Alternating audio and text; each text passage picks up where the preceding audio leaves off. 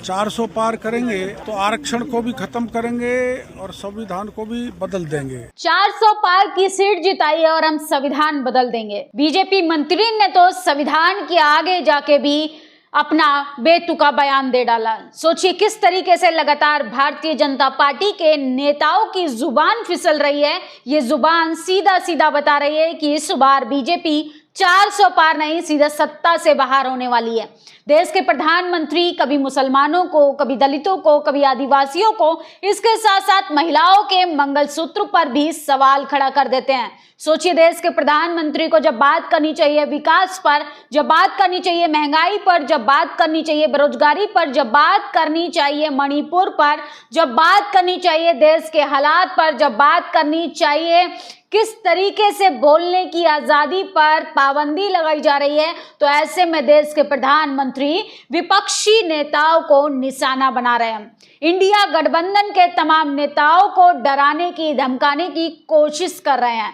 BJP नेता लगातार संविधान विरोधी बातें कर रहे हैं और किस तरीके से अब तो हद हो गई कि एक बीजेपी नेता ने तो ये तक कह दिया कि 400 पार भी करेंगे, संविधान भी बदलेंगे और आरक्षण को खत्म भी करेंगे। सोचिए किस तरीके से देश में माहौल बनाने की कोशिश की जा रही है, कभी धर्म के नाम पर, कभी जाति के नाम पर, कभी किसी ना किसी तरीके से जनता को गुमराह करने की कोशिश की जा रही है। और हमारे देश का इलेक्शन कमीशन सोने का नाटक कर रहा है। इलेक्शन कमीशन से जनता सवाल कर रही है कि आखिर राहुल गांधी के खिलाफ केस दर्ज हो जाता है, उद्धव ठाकरे पर केस दर्ज हो जाता है, लेकिन देश के प्रधानमंत्री मुसलमानों पर टिप्पणी करते हैं, उनको घुसपैठिया बताते हैं, उन पर अभद्र टिप्पणी करते हैं। इस पर देश के प्रधानमंत्री पर कार्रवाई क्यों नहीं होती है? संविधान बदलने की बात करते हैं। सोचिए तमाम भारतीय जनता पार्टी के लोकसभा के चेहरे जो उम्मीदवार के रूप में वोट मांग रहे हैं, वो कैसे कह रहे हैं कि हम 400 पार जीतेंगे और संविधान बदल देंगे, आरक्षण बदल देंगे। उस आरक्षण को जो तमाम शोषित, वंचित, एसटी, एससी, माइनॉरिटी लोगों को समान श्रेणी में लाने का काम करता है।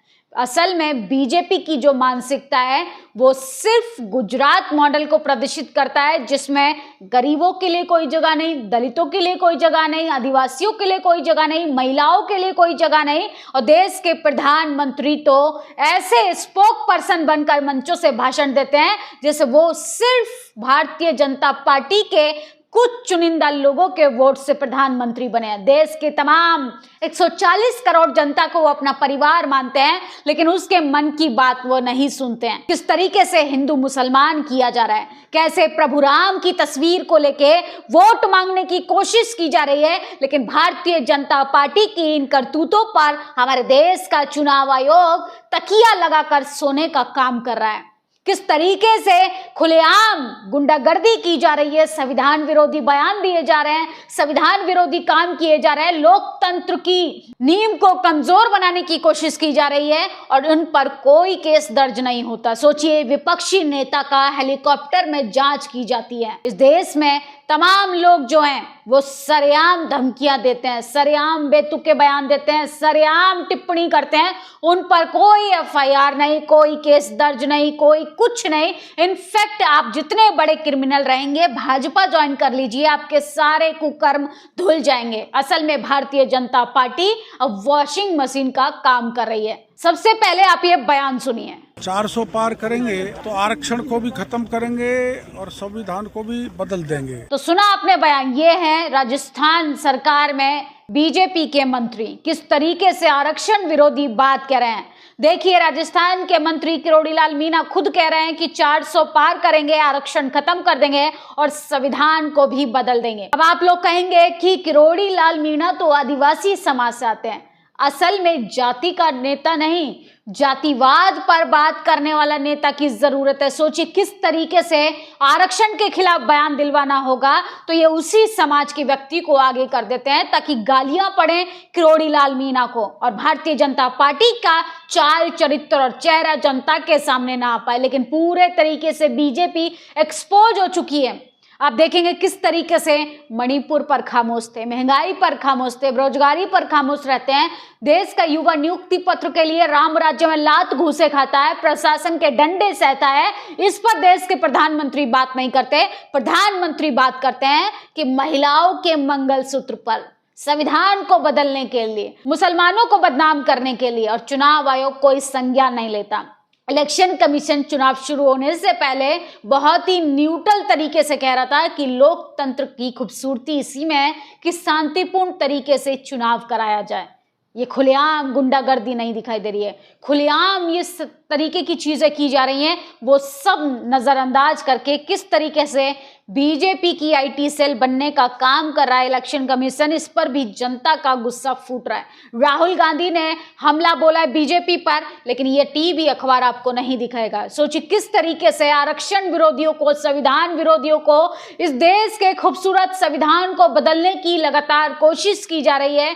असल में बीजेपी जो है वो ऐसे बयान देकर टेस्ट करना चाह रही है कि जनता का रुझान क्या है, जनता के अंदर कितना गुस्सा है। उसी आधार पर ये अपने स्टेटमेंट लेके आएंगे, उसी आधार पर ये अपने कानून के जरिए उस कानून को बदल देंगे। ये है बीजेपी का विकास। इसमें गरीबों की कोई बात नहीं होगी, वंचितों की कोई बात नहीं होगी, शोषितों की कोई बात नहीं होगी, आदिवासियों की कोई बात नहीं होगी। हाँ, अगर कोई इन पर बात करेगा तो उनको ईडी की जांच बिठाई जाएगी, सीबीआई की जांच बिठाई जाएगी। उनको किस तरीके से डर के माहौल में रखा जाएगा कि लोग नॉमिनेशन करने से पहले ही खुद हार मान लेंगे।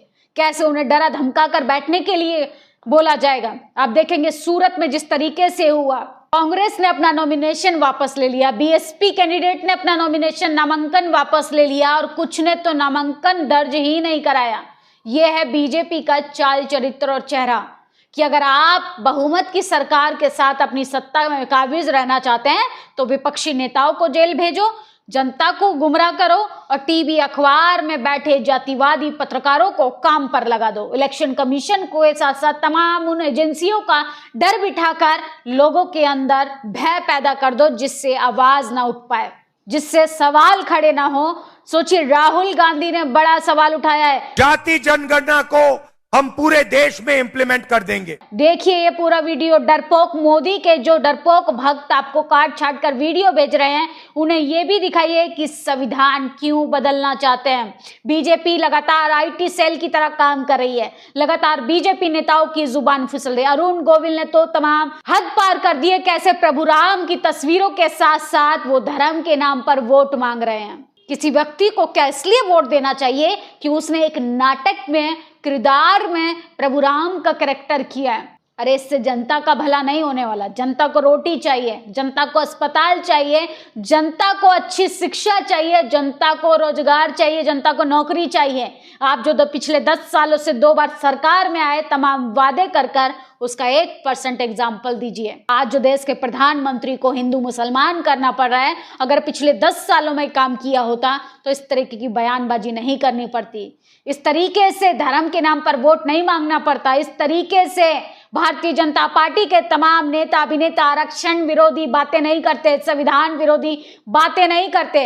असल में ये गुजरात मॉडल को पूरे देश में लागू करना चाहते हैं, जिसमें हम दो और हमारे दो का ही विकास होगा। ये है देश के प्रधानमंत्री का विकसित भारत, जिसका वो सपना देख रहे हैं कि गरीबों को मिटा दो, शोषितों को मिटा दो, वंचितों को मिटा दो, इस देश से बहुजन समाज को ही खत्म कर दो।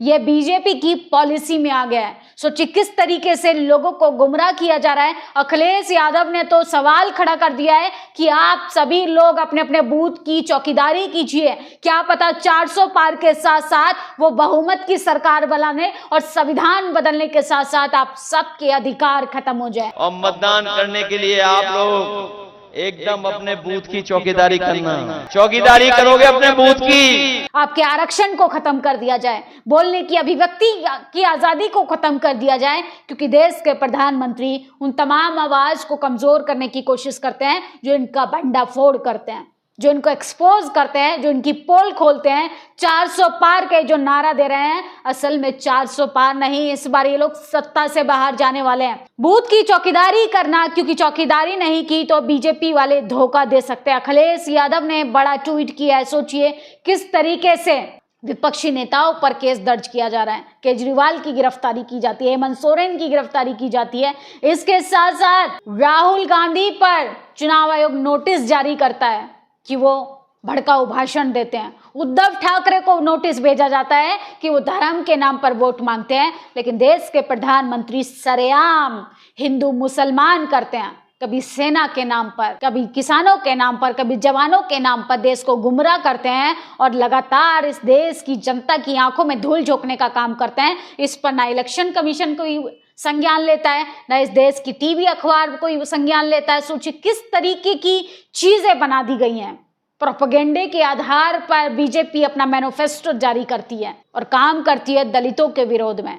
अगर आरक्षण खत्म करना होगा तो किसी बहुजन समाज की व्यक्ति से ही बयान दिलवाया जाएगा। संविधान खत्म करना होगा तो इस पर भी ऐसे व्यक्ति को लाया जाएगा जिसका विरोध आसानी से किया जा सके। लेकिन बीजेपी की जो कैबिनेट मंत्रियों की जो श्रेणी है उन पर कोई उंगली ना उठा पाए। लेकिन पूरे तरीके से बीजेपी जो है वो हार के डर से बौखला गई है। असल में जनता को विकास चाहिए, जनता को रोटी चाहिए, जनता को रोजगार चाहिए, जनता को अपने बच्चे के लिए नौकरी चाहिए। मोदी जी के भाषण में और राशन में इस बार जनता उलझने वाली नहीं है। इस खबर पर आप लोग प्रतिक्रिया जरूर दीजिए और बीजेपी नेताओं के इस बयान पर आप क्या सोचते हैं?